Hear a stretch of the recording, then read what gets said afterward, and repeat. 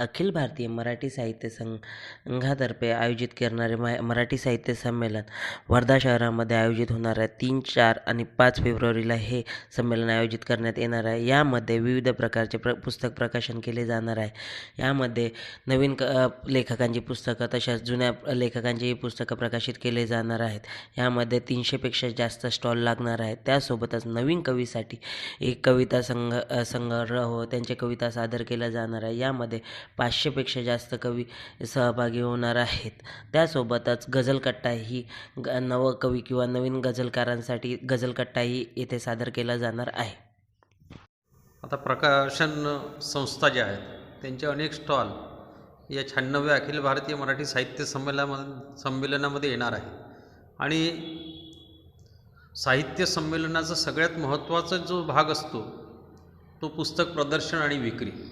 आणि त्या अनुषंगानं महाराष्ट्रातीलच नव्हे तर महाराष्ट्राबाहेरीलही अनेक जुने आणि नवे असे दोन्ही प्रकारचे प्रकाशन संस्थेमध्ये आलेली मंडळी या ठिकाणी येणार आहेत.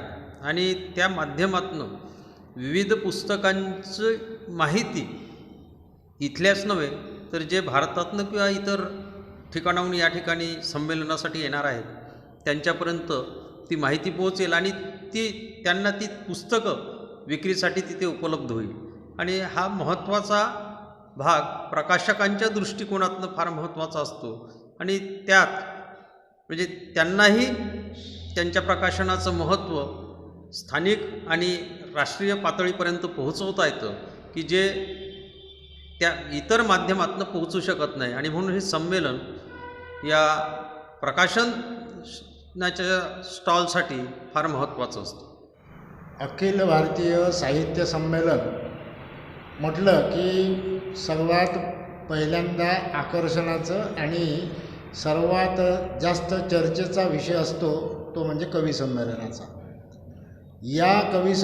या संमेलनामध्ये निमंत्रितांचे कवी संमेलन तर आहेच, परंतु या व्यतिरिक्त संपूर्ण महाराष्ट्र, बृहन महाराष्ट्र आणि त्यासोबतच इतरही राज्यांमधून आपल्याकडे कवी कट्टा हा स्वतंत्रपणे संमेलनामध्ये उभारण्यात येणार आहे. आणि तो कवी कट्टा 3ही दिवस चालणार आहे आणि सातत्यपूर्ण त्याच्यामध्ये 25 तास तो कवी कट्टा चालणार आहे. आणि याच्यामध्ये या कवी कट्ट्यामध्ये आपल्याला 1500च्याहून जास्त महाराष्ट्रातील कवींकडून कविता प्राप्त झालेल्या होत्या. त्यापैकी 500 कवी या कविकट्ट्याकरता निवडलेले आहेत. आणि त्या कवींच्यापर्यंत आतापर्यंत निमंत्रणही त्यांची पोहोचलेली आहे. आणि